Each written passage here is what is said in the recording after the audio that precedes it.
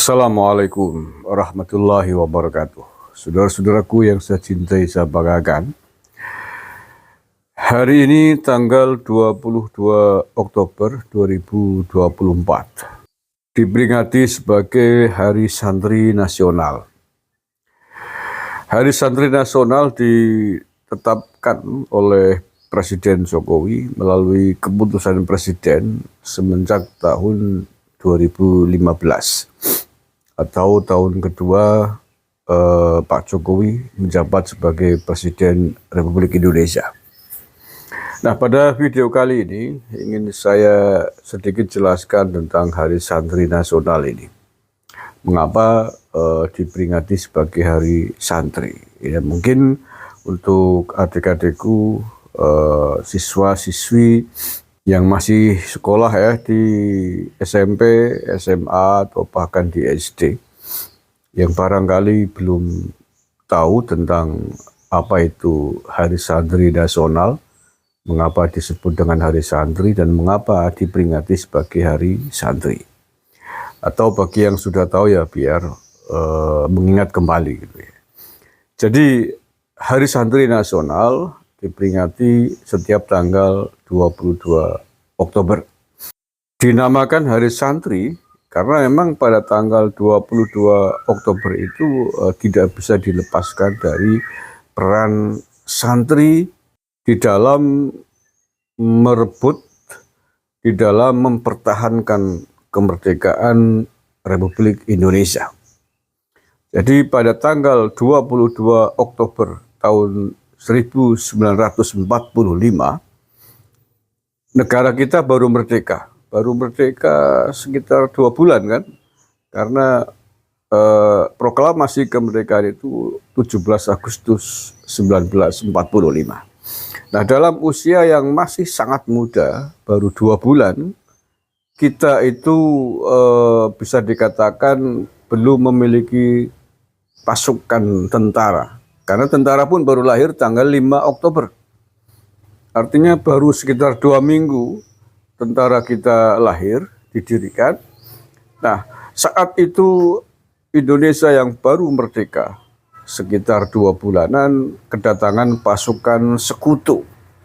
Gabungan pasukan sekutu, utamanya Inggris, yang diboncengi oleh tentara Belanda, yang jumlahnya ribuan dengan pesawat tempur yang modern, kapal perang, pesawat, yang bertujuan ingin merebut kembali kemerdekaan Indonesia yang baru lahir, baru dideklarasikan, baru diproklamirkan oleh Bung Karno-Hatta dan para pendiri bangsa yang lain. Nah, tentu saja dalam saat itu, dalam konteks negara kita baru lahir, belum punya kekuatan militer yang memadai, Bung Karno sebagai Presiden Republik Indonesia merasa kebingungan bagaimana cara menghadapinya. Karena untuk melawan tentara sekutu, secara lahir kekuatan fisik kita hitam di atas putih itu pasti kalah. Tidak bisa dibandingkan kekuatan tentara kita yang baru lahir, ya bisa dikatakan belum punya tentara, menghadapi pasukan sekutu dengan persenjataan yang super canggih, super lengkap. Nah, oleh karena itulah kemudian Presiden Bung Karno berkonsultasi dengan Hadratul Syekh Kiai Haji Hasyim Asy'ari, Rois Akbar Pengurus Besar Nahdlatul Ulama ketika itu di Surabaya. Bagaimana untuk mensikapi kondisi yang sangat genting itu. Nah, akhirnya Kiai Haji Hasyim Asy'ari merespon, menerima keluhan aduan dari presiden kita dengan cara mengumpulkan para kiai-kiai NU se-Jawa dan Madura untuk berembuk bagaimana mensikapi kedatangan tentara sekutu yang ingin merebut kemerdekaan kita itu. Nah, singkat cerita, perkumpulan kiai-kiai NU se-Jawa dan Madura itu melahirkan apa yang disebut dengan deklarasi resolusi jihad Nahdlatul Ulama yang diputuskan pada tanggal 22 Oktober 1945. Nah, apakah isi dari resolusi jihad NU itu? Isinya poin yang paling penting adalah bahwa kita wajib membela tanah air. Kita wajib mempertahankan kemerdekaan bangsa ini. Tentara sekutu harus dilawan. Perang melawan tentara sekutu itu diputuskan sebagai sebuah jihad. Maka disebut resolusi jihad Nahdlatul Ulama. Perang sabilillah. Perang sabil. Perang jihad melawan penjajah yang ingin merebut kemerdekaan itu. Nah, itulah yang disebut dengan resolusi jihad Nahdlatul Ulama, karena memang yang memutuskan adalah YGNU melalui pertemuan khusus di Surabaya pada tanggal 22 Oktober 1945, jihad melawan tentara sekutu dan Belanda ketika itu. Siapakah yang diputuskan untuk berjihad melawan penjajah itu? Tidak lain adalah umat Islam, santri-santri NU, dan seluruh masyarakat Indonesia yang ada pada jangkauan radius tertentu, wajib hukumnya fardhu ain melawan penjajah Belanda dan sekutu ini.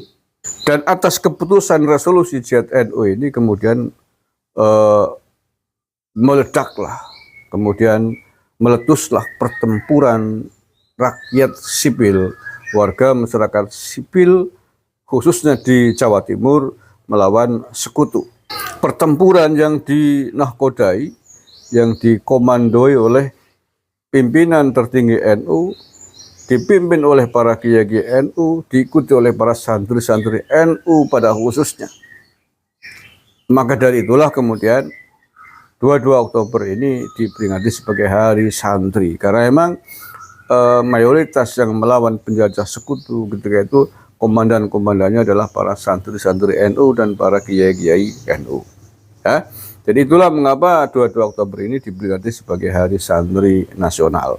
Dan puncak dari pertempuran jihad melawan penjajah ini atas deklarasi atau resolusi jihad NU 22 Oktober 45 ini adalah pada tanggal 10 November 45 di Surabaya, yang kemudian juga diperingati sebagai Hari Pahlawan. Pahlawan melawan penjajahan Belanda, melawan sekutu yang ingin merebut kemerdekaan bangsa ini, dan berhasil diselesaikan oleh warga masyarakat sipil dikomandoi oleh santri-santri NU. Jadi 10 November nanti, Hari Pahlawan, siapakah yang diperingati sebagai pahlawan? Yakni para pahlawan, tentara-tentara sipil, warga masyarakat sipil yang telah menjadi pahlawan di garda terdepan dengan mengorbankan jiwa dan raganya puluhan ribu ceritanya warga masyarakat sipil yang gugur menjadi syuhada, mati syahid melawan penjajah Belanda, melawan sekutu yang akan merebut kemerdekaan. Nah, atas jihad pertempuran warga masyarakat sipil melawan sekutu ini, melawan penjajah ini, kemerdekaan bangsa kita, kemerdekaan Republik Indonesia, alhamdulillah bisa dipertahankan dan sekutu bisa dipulangkan kembali ke negaranya masing-masing.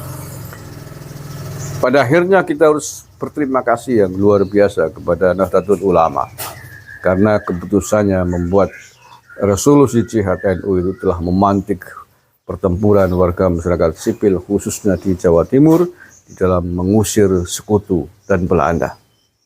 Barangkali seandainya ketika itu NU tidak mengkomandoi, tidak membuat resolusi jihad NU untuk melawan sekutu, bisa jadi kemerdekaan kita berhasil dirampas kembali oleh sekutu, dan bisa jadi sampai hari ini kita belum merdeka. Maka sekali lagi kita layak berterima kasih kepada Nahdlatul Ulama yang telah mengorbankan jiwa dan raga santri-santri NU-nya di dalam mengusir sekutu dari bumi pertiwi ini. Dan alhamdulillah kemerdekaan terus bisa kita nikmati sampai hari ini. Tinggal kita bagaimana meneruskan perjuangan para kiai-kiai NU itu.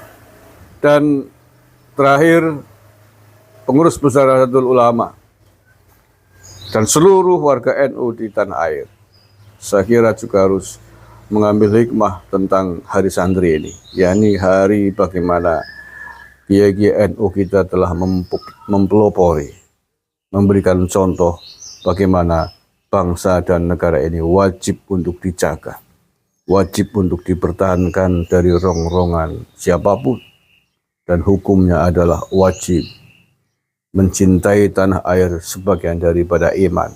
Konsekuensinya menjaganya merupakan kewajiban, menjaganya merupakan bentuk dari keimanan. Apakah hari ini bangsa dan negara ini mendapatkan rongrongan dari bangsa asing? Seperti apakah jihad yang mestinya dilakukan oleh santri-santri NU, khususnya oleh kiai-kiai NU, di dalam mencintai bangsa dan negaranya, di dalam menjaga bangsa dan negaranya? Adakah gangguan dari bangsa asing atau keturunan-keturunan bangsa asing yang kita anggap membahayakan keutuhan negara kesatuan Republik Indonesia? Demikian, mudah-mudahan ada manfaatnya. Assalamualaikum warahmatullahi wabarakatuh.